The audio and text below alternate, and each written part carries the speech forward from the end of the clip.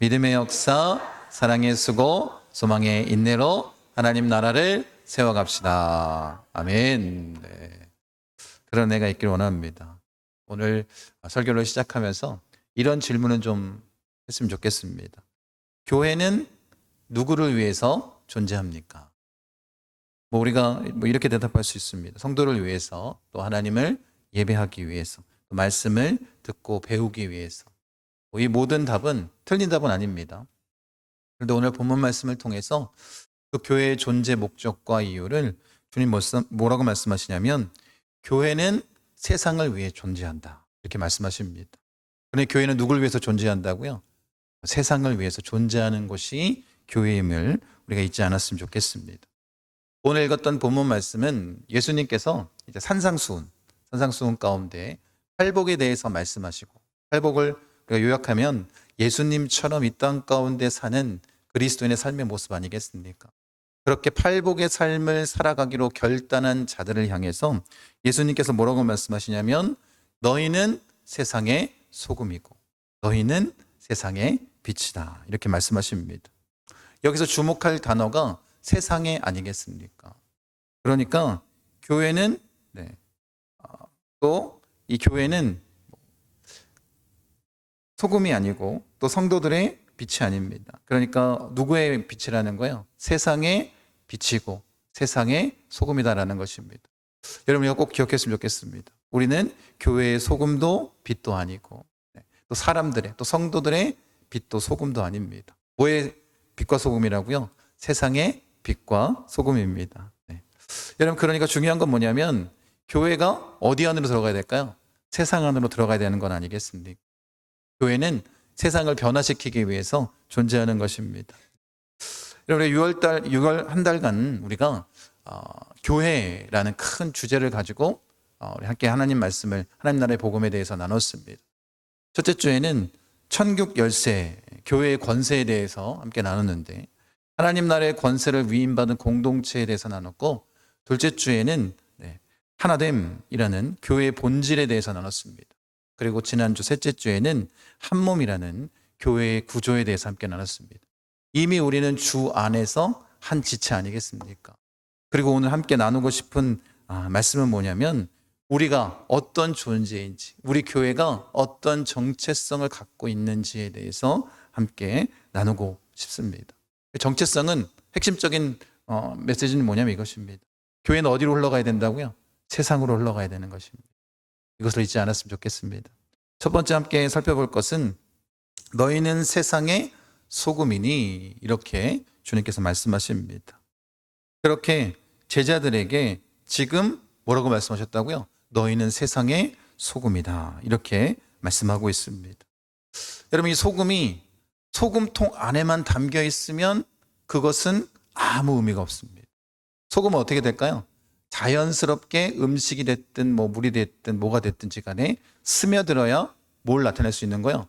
그 맛을 나타낼 수 있는 것 아니겠습니까? 요즘에는 그렇게 소금이 귀하진 않은데, 당시 이 로마 시대 때만 해도 소금은 굉장히 귀한 것이었습니다. 여러분, 그래서 로마 군인들이 이 소금으로 뭘 받았을까요? 봉급을 받았습니다. 그래서 영어로 셀러리라는 이 봉급이라는 단어 자체가 이 소금을 어원으로 하고 있습니다. 그만큼 뭐예요? 그만큼 소금이 당시에는 귀하고 값진 것이었습니다. 왜냐하면 소금이 두 가지 기능을 했기 때문입니다. 첫 번째는 부패를 막는 것이고, 또 하나는 맛을 내는 것입니다. 당시에는 뭐가 없었을까요? 냉장고나 이런 것이 없었습니다. 그러니까 유일하게 음식의 부패를 막고 오래 저장시킬 수 있는 방법이 뭐였다라는 거예요? 이 소금밖에 없었다라는 거예요. 그러니 교회가 세상의 소금이라고 말씀하실 때에 중요한 건 뭘까요? 우리가 이 세상의 부패를 막는 역할을 해야 되지 않겠습니까? 도덕적으로, 영적으로 썩어져 가고 있는 이 세상을 더 이상 부패하지 않도록 온전하게 회복시키는 역할, 그것이 바로 우리의 역할 아니겠습니까? 두 번째는 맛을 내는데, 소금이 없으면 어때요? 맹맹하고 맛이 없습니다. 근데 우리가 한 가지 더 알아야 될 건 뭐냐면, 소금은 다른 맛들을 더욱더 부각시키는, 맛을 내는 역할을 합니다. 여름철이니까 여러분, 수박에다가 소금을 치면 어떻게 될까요? 짜질까요? 달아질까요? 달아집니다. 그러니까 소금의 역할이 뭐냐면 그 맛을 더 도드라지게 한다는 거예요. 여러분 이것을 우리가 기억했으면 좋겠습니다. 여러분 우리가 이 세상의 소금이라는 것은 뭘까요? 그 맛을 더욱더 부각시키는 거예요. 정말 하나님이 원하시는 그런 그리스도인의 모습들, 죽어가는 영혼들에게 정말로 그 생명을, 그 맛을 온전히 드러내고 전하는 것, 그것이 우리의 역할 아니겠습니까? 그러니까 어떻다고요? 교회가 있는 곳에는 생명이 있는 것입니다. 교회가 있는 곳에는 희망과 소망이 있는 것입니다. 그리고 교회가 있는 곳에는 사랑이 있습니다. 이 맛을 도드라지게 하는 것, 그것이 누구의 역할이라고요? 교회의 역할입니다. 근데 예수님께서 뭐라고 경고하시냐면 소금이 그 맛을 잃으면 무엇으로 짜게 하리요? 이렇게 말씀하십니다. 맛을 잃은 소금, 아무 소용도 없습니다. 그럼 소금이 맛을 잃는다는 것은 단순히 그냥 기능을 상실했다는 것이 아니라 본질을 완전히 잃어버린 것입니다. 아무런 쓸모가 없는 돌멩이와도 같은 것 아니겠습니까? 짠맛을 잃어버리면 그것은 더 이상 소금이 아닙니다. 여러분 교회가 세상과 구별되지 않는다면, 교회가 똑같이 세상과 살아가게 된다면, 교회가 세상의 가치관 그대로 따라간다면 교회는 뭐예요? 맛을 잃은 소금과 같다라는 거예요. 더 이상 교회가 아닙니다. 교회는 아무 쓸데없어. 다만 밖에 버려져 사람에게 밟힐 뿐이니라. 이게 그 결과 아니겠습니까? 맛을 잃어버리게 되면. 교회가 이 맛을 잃어버리게 되면 세상 사람들이 교회를 교회로 바라보지 않는 것입니다. 여러분 그래서 우리가 그렇다면 이 소금의 역할을 어떻게 하면 더 나타낼 수 있을까? 그것을 골로새서 4장 6절 이렇게 말씀하십니다. 같이 한번 읽겠습니다. 너희 말을 항상 은혜 가운데서 소금으로 맛을 냄과 같이 하라. 그리하면 각 사람에게 마땅히 대답할 것을 알리라. 여러분 바울이 소금을 뭐에 적용하고 있냐면 말에 적용하고 있습니다. 우리의 말이 뭐가 같아야 된다는 거예요? 소금으로 맛을 낸 것과 같아야 된다 이렇게 얘기합니다. 우리가 그리스도인이고 우리가 교회고 또 세상의 소금이라고 주님이 분명히 그 정체성을 밝혀주셨기 때문에 여러분 우리가 어떻게 된다는 거예요? 소금으로 맛을 낸 말을 해야 된다는 거예요. 그 말이 뭘까요? 상대방에게 생명을 주는 말이 돼야 되고 또 상대방에게 그 마음을 살리는 그런 말이 돼야 되지 않겠습니까? 희망과 소망을 주는 말이 돼야 되지 않겠습니까? 사랑을 전하는 말이 돼야 되지 않겠습니까? 지금 어떻게 하는 거예요? 말을 할 때 항상 은혜 가운데 소금의 맛을 내게 하는 그런 여러분들이 되길 원하고 그런 교회가 되기를 원합니다. 여러분 그런데 우리는 어떻습니까? 우리의 말이 정말 이렇게 교회로서 소금의 맛을 내는 영적으로 살리는 말, 생명을 주는 말, 사랑의 말이 많습니까? 아니면 우리의 말이 세상 사람들과 동일하게 상처를 주고 비판하고 험담하고 그렇게 불평하고 있는 말이 많습니까? 우리의 말이 뭐와 같아야 된다고요? 소금이 맛을 내는 것과 같아야 된다. 분명하게 주님 말씀하셨습니다. 그런데 아직도 내가 이 세상의 말을 내 입 가운데 담고 있다면 그것은 뭐라는 거예요? 맛을 잃은 소금과 같다라는 거예요. 여러분은 어떻습니까? 여러분 어떤 말을 하고 있습니까? 소금의 맛을 내는 그런 말을 행하는 자가 되기를 원합니다. 소금은 조용히 보이지 않게 음식 안으로 스며드는 거예요. 그래서 어떻게 한다는 거예요? 이 세상의 부패를 막고 또 그 맛을 살려내는 그런 역할을 합니다. 교회가 바로 그런 거예요. 교회는 어떻게 될까요? 조용히 이 세상과 이 세상에 스며들어서 그런 역할을 감당해야 되는 건 아니겠습니까? 그러니 여러분이 소금의 사명을 갖고 있다는 것을 잊지 마시기 바랍니다.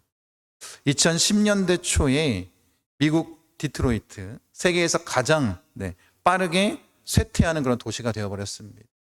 그 지역 자체가 자동차 산업의 중심지로 발전했는데 이제 그 공장들이 다 떠나가고 마치 폐허처럼 바뀌기 시작했습니다. 인구가 급감하고 범죄율이 치솟고 건물들이 완전히 폐허처럼 그런 곳으로 변하는 그런 도시가 되어버렸습니다. 그때 이 폐허 가운데 놀라운 일들이 벌어지기 시작했습니다.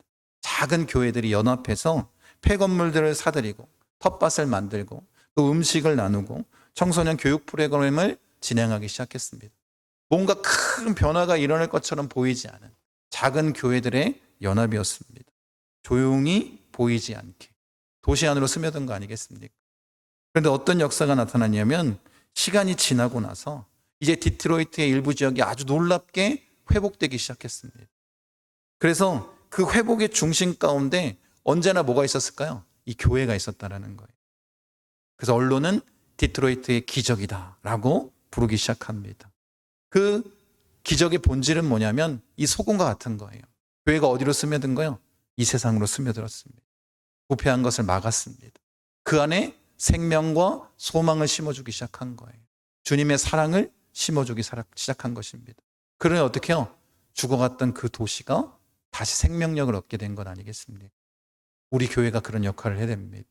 이 지역에 우리가 그렇게 스며들었으면 좋겠습니다.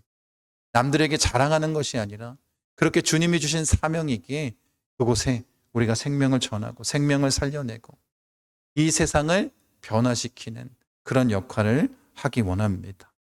그러니 여러분이 정말 여러분의 삶 가운데 이렇게 소금의 역할을 감당했으면 좋겠습니다.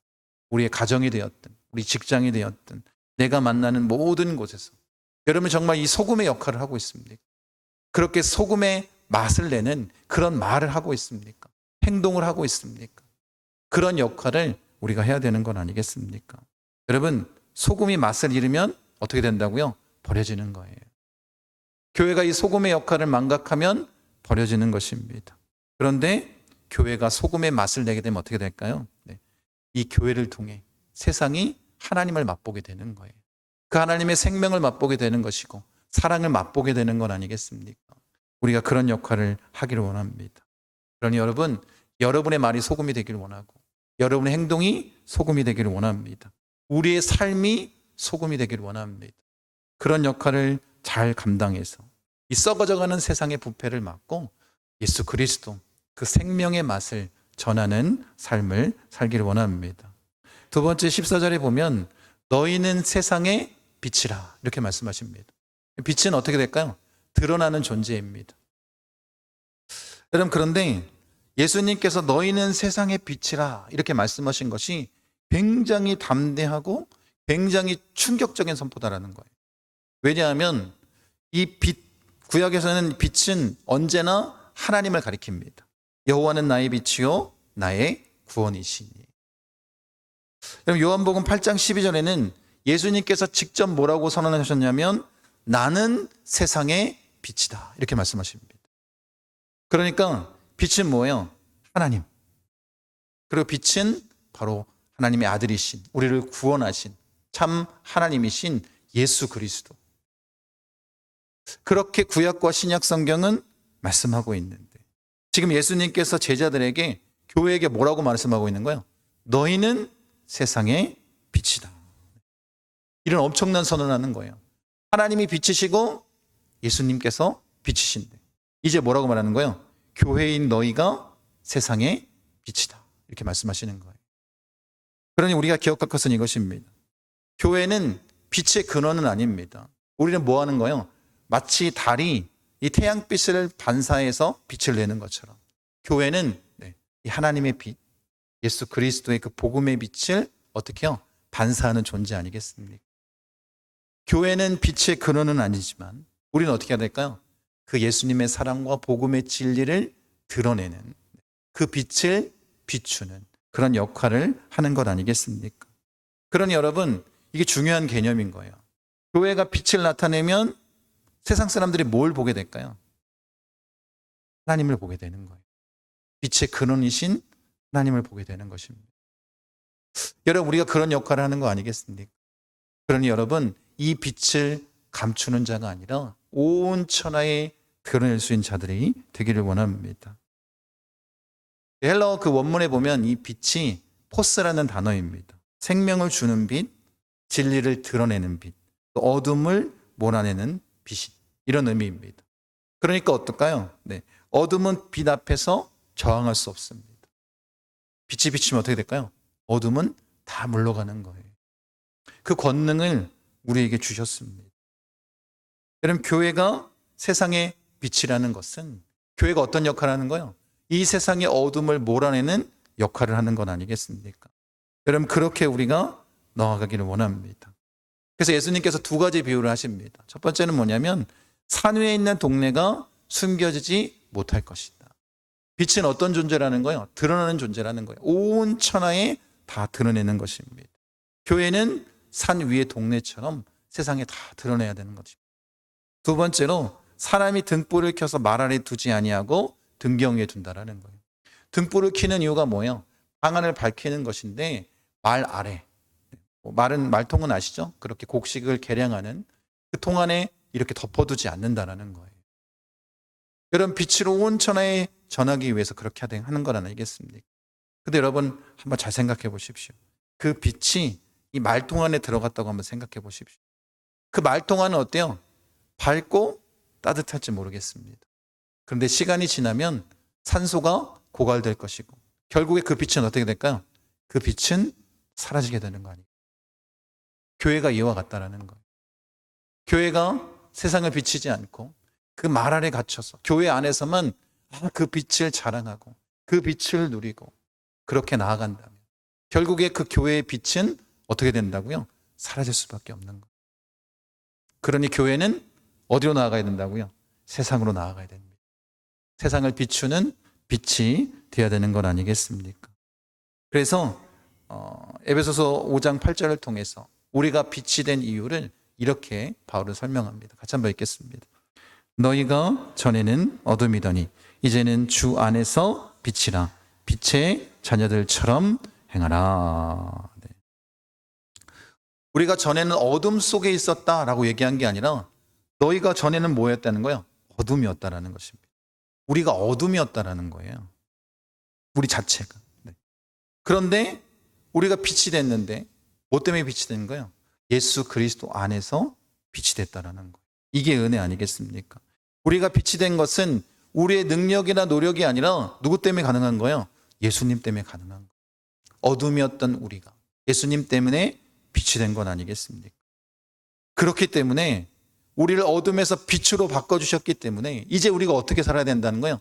빛의 자녀들처럼 행하라 이렇게 말씀하십니다. 이게 중요한 건 아니겠습니까? 이제 우리가 뭐처럼 살아야 된다는 거예요? 빛처럼 살아야 되는 거예요. 빛이 되기 위해서 노력하는 자가 아니라 너희는 이미 빛이 된 거예요. 그러니 어떻게 하라고요? 빛의 자녀처럼 이렇게 선언하는 건 아니겠습니까? 여러분, 이것이 그리스도인의 삶이라는 거예요. 여러분이 이 세상의 빛이라고 그렇게 확신을 가지고 나아간다면 여러분 어떻게 살아야 된다고요? 빛의 자녀처럼 살아야 됩니다. 어둠에서 빛으로 바꿔주신 놀라운 주님의 은혜, 예수님을 닮은 그 빛을 비춰주는, 반사하는, 나타내는 그 빛의 자녀처럼 살기 원합니다. 이 빛의 선언을 구약에서는 이렇게 하십니다. 같이 한번 읽겠습니다. 일어나라 빛을 발하라. 이는 내 빛이 이르렀고 여호와의 영광이 내 위에 임하였습니다. 네. 일어나 빛을 발하라.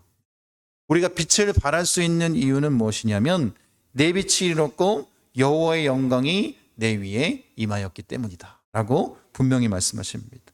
여호와의 영광이 우리 위에 임했기 때문에 우리는 뭐 할 수 있다고요? 우린 빛을 나타낼 수 있는 거예요. 예수님이 우리 안에 계시기에 예수 그리스도를 통해서 우리가 구원받은 빛의 자녀이기에 이제 우리가 일어나서 뭐 한다는 거예요? 빛을 발하는 자들이 되어야 되지 않겠습니까? 이것을 기억하십시오. 우리 안에 계신 예수 그리스도를 통해서 우리는 빛을 발하는 존재가 됐다는 거예요. 여러분, 세상은 지금 어둡습니다. 절망스럽습니다. 두려움이 있습니다. 혼란이 있습니다. 그러니까 이 세상 가운데 우리는 뭐가 돼야 된다고요? 빛이 돼야 되는 거예요. 어둠을 몰아내는, 두려움을 몰아내는 빛이 되기를 원합니다. 여러분, 그렇게 교회가 세상에 빛을 발하면 세상이 어디로 몰려들까요? 교회로 몰려들 수밖에 없는 거예요. 여러분, 그것이 우리의 사명입니다. 어둠 속에서 빛을 보면 본능적으로 그 빛으로 나아가지 않습니까? 우리들은. 여러분, 그렇게 우리가 그 사명을 감당하며 나아가기를 원합니다. 노르웨이에 한 작은 섬에 등대지기가 있었습니다. 이 섬은 겨울이 되면 몇 달 동안 해가 뜨지 않는 극야 현상이 나타나는 곳입니다. 그러니까 이 등대지기는 뭐 해야 될까요? 항상 밤이니까 항상 등대의 빛을 밝히는 것이 이 사람의 일이었습니다. 그런데 매번 그렇게 등대의 불을 밝히고 있으니까 어떤 생각이 들까요? 내가 지금 뭐 하고 있나? 이게 정말 귀중하고 소중한 일인가? 자기의 그 일에 대해서 좀 회의감이 들기 시작했습니다. 그러다가 이 등대지기가 자기가 하는 일이 얼마나 중요한지를 깨닫는 일이 벌어졌습니다. 어느 날 등대의 불이 꺼졌는데 그 밤에 세척이나 그 암초에 부딪혀서 배가 가라앉는 일이 벌어졌습니다. 그것을 바라보면서 깨닫게 된 거예요. 내가 지금 아무렇지도 않게 이 불을 밝히고 있었던 그 모든 일들, 이것이 얼마나 중요하고 소중한지를 깨달은 것입니다. 빛이 사라지면 어때요? 등대에 불이 꺼지면 배가 가라앉는 것처럼 교회도 마찬가지입니다. 우리가 빛을 잃어버리면 이 세상은 어둠 가운데 침몰할 수밖에 없는 거예요. 우리가 이만큼 중요한 사명을 가지고 있다는 거 잊지 마십시오. 여러분들이 교회가 돼야 되지 않겠습니까? 그런 역할과 사명을 감당하며 나아가기를 원합니다. 여러분들이 바로 이 세상의 등대 아니겠습니까? 여러분 빛을 잃어버리면 안 됩니다. 빛을 잃어버리면 세상은 암초에 부딪히는 거예요. 여러분들이 어둠에서 빛으로 나와 그 사명을 잘 감당하기를 원합니다. 우리가 전에는 어둠이었지만 이제 우리는 주 안에서 빛입니다. 그러니 우리는 말 아래 숨겨진 등불이 아닙니다. 우리는 등경 위에 올려진 빛입니다. 그렇게 비춰줘야 되지 않겠습니까? 여러분, 우리는 어둠을 두려워하는 자들이 아니라 어둠을 몰아내는 하나님의 영광이 우리 안에 넘쳐나기 때문에 우리가 그런 일들을 감당하며 나아가기를 원합니다. 마지막 세 번째로 이 빛과 소금의 목적이 있습니다. 이 빛과 소금의 목적은 다른 것이 아닙니다. 이같이 너희 빛이 사람 앞에 비치게 하여 그들로 너희 착한 행실을 보고 하늘에 계신 너희 아버지께 영광을 돌리게 하라. 예수님께서 분명하게 이 소금과 빛의 역할, 그 목적에 대해서 말씀해 주십니다. 그 목적은 뭐냐면 우리가 칭찬받는 게 아니에요. 우리 교회가 유명해지는 게 아닙니다. 우리의 착한 행실을 인정받고 그렇게 나아가는 것이 아니라 우리의 온전한 소금과 빛의 목적은 뭐냐면 하나님께, 하늘에 계신 아버지께 영광을 돌리게 하는 거예요. 이 세상이. 그것이 우리의 목적 아니겠습니까? 이 영광을 돌리게 하다라는 이 단어는 단순히 뭐 칭찬하다 이런 것이 아니라 본질적으로 하나님의 본질과 성품을 드러내게 하는 그런 역할을 한다라는 거예요. 그러니 우리가 이 세상의 빛과 소금의 역할을 하는 목적이 뭐라는 거예요? 세상으로 하여금 하나님이 어떤 분이신지, 그 복음의 진리가 무엇인지를 분명하게 드러내고 나타내는 것. 우리의 착한 행실을 보고 그런 일들을 한다는 것입니다. 여러분, 우리가 정말로 우리의 빛을 사람들에게 어떻게 해요? 비치게 해야 되지 않겠습니까? 그래야 어떻게 해요? 사람들이 우리 착한 행실을 보고 주님께로 돌아와 하나님께 영광 돌리는 그런 역사가 나타나는 것 아니겠습니까? 여러분, 우리는 빛의 근원이 아닙니다. 우리는 빛을 전달하는 존재 아니겠습니까? 그러니까 우리가 사람들 앞에 빛을 비치고 착한 행실을 행하면 사람들이 뭘 발견할 수밖에 없는 거예요? 하나님을 만날 수밖에 없는 거예요.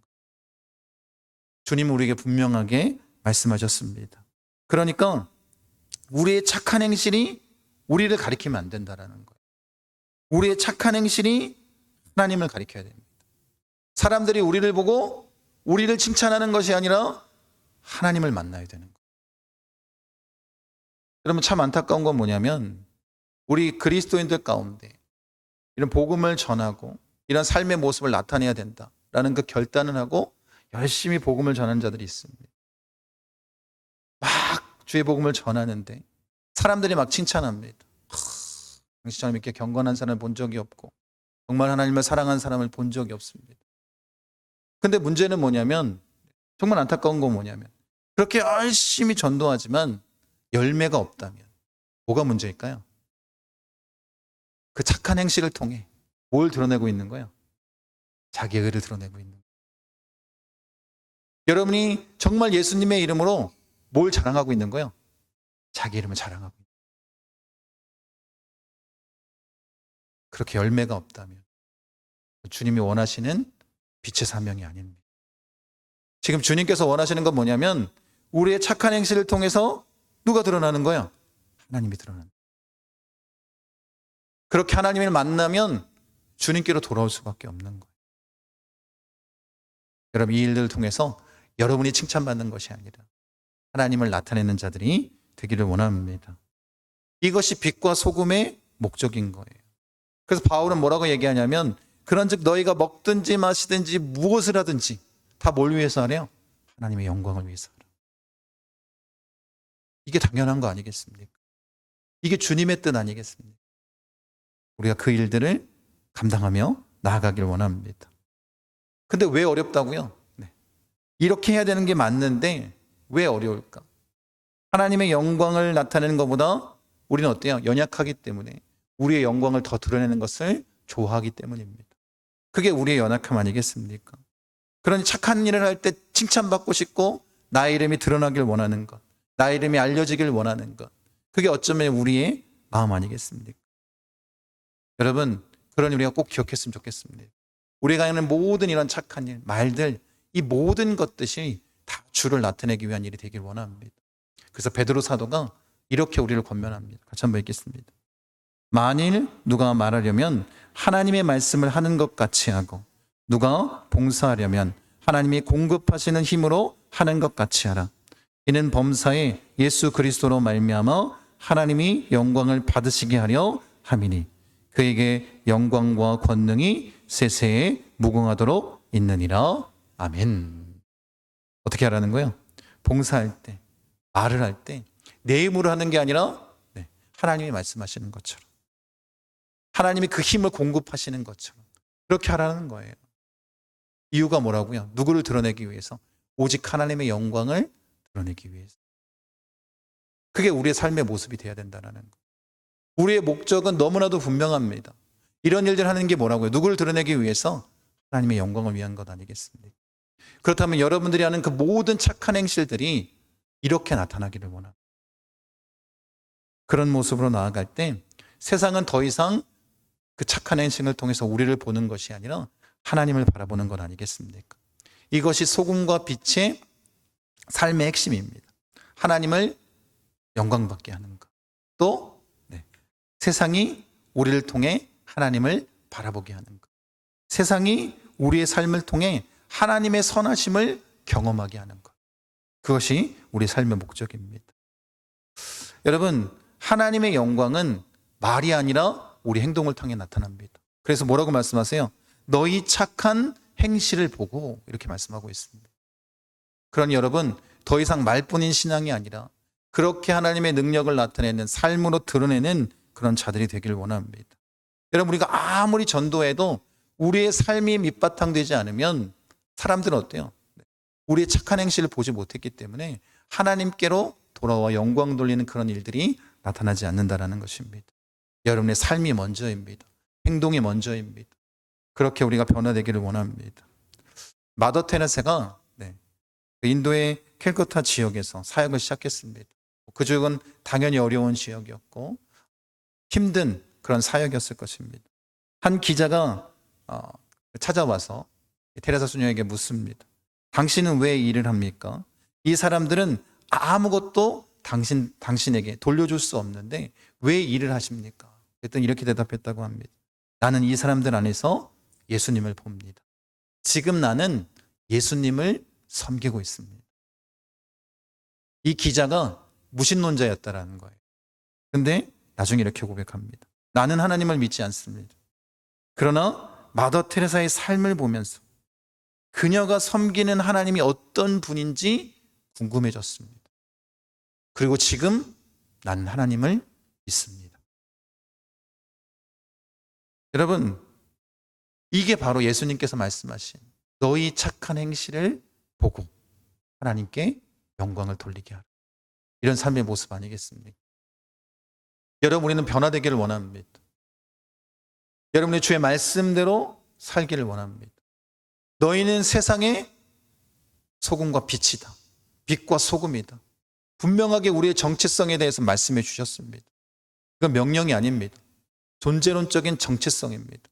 우리는 이미 세상의 소금과 빛으로 파송받은 자들입니다. 그렇다면 그에 합당한 삶의 모습을 나타내기를 원합니다. 여러분, 우리의 착한 행실은 나를 위한 것이 아니라 하나님의 영광을 위한 것입니다. 우리의 빛은 우리를 드러내기 위한 것이 아니라 하나님을 드러내기 위한 것입니다. 그것을 잊지 않기를 원합니다. 그러니 우리가 이 땅 가운데 소금으로 살게 되면 세상이 하나님의 선하심을 맛보아 알게 되는 거예요. 여러분, 우리가 빛으로 살아가면 세상은 뭘 보는 거예요? 하나님의 영광을 볼 수밖에 없는 것입니다. 그것이 우리의 삶의 목적입니다. 이 일들을 위해서 우리가 할 일은 단 한 가지예요. 우리가 작아져야 됩니다. 하나님만 높여줘야 되지 않겠습니까? 우리 안에 그 자아중심적인 교만함이 다 사라져야 됩니다. 그렇게 주님을 온전히 바라보기를 원합니다. 내 마음을 내려놓을 수 있어야 비로소 어떻게 해요? 우리를 통해 세상이 하나님을 발견할 수 있는 거 아니겠습니까? 우리가 그런 모습으로 나아가기를 원합니다. 오직 먹고 마시든지 무엇을 하든지 하나님의 영광을 위해서 살아가는 존재들이 되기를 원합니다. 그럼 여러분이 스스로 던질 질문은 그거예요. 내가 한 주간 삶 가운데 정말 하나님께 영광이 되는 삶을 살았는가? 이것을 한번 던져봤으면 좋겠습니다. 나를 통해서 누군가가 정말 하나님을 더 알고 싶어졌는가? 그런 질문들을 내가 받아본 기억이 있는가? 여러분, 지금 세상은 소금을 기다리고 있고 빛을 기다리고 있습니다. 그만큼 세상이 악해진 것 아니겠습니까? 여러분들이 그 사명을 감당하기를 원합니다. 여러분이 바로 빛과 소금입니다. 그러니 소금은 통 안에만, 소금통 안에 있는 것이 아니라 어떻게 한다고요? 세상으로 스며들어가야 됩니다. 나는 말 아래 숨겨진 등불이 아니라 등경 위에 들려진 빛이 되어야 됩니다. 온천하에 그 빛을 드러내는 자가 되길 원합니다. 그리고 우리는 나의 영광을 위해서 사는 자가 아니라 하나님의 영광을 위해서 사는 자 아니겠습니까? 여러분, 그렇게 세상을 피하는 교회가 아니라 세상을 향해 나아가는, 세상 한복판에서 복음의 진리를 드러내는 교회 되기 원합니다. 그런 모습으로 나아가는 우리 목구슬 복음 중학교 성도님 되시기를 간절히 축원합니다.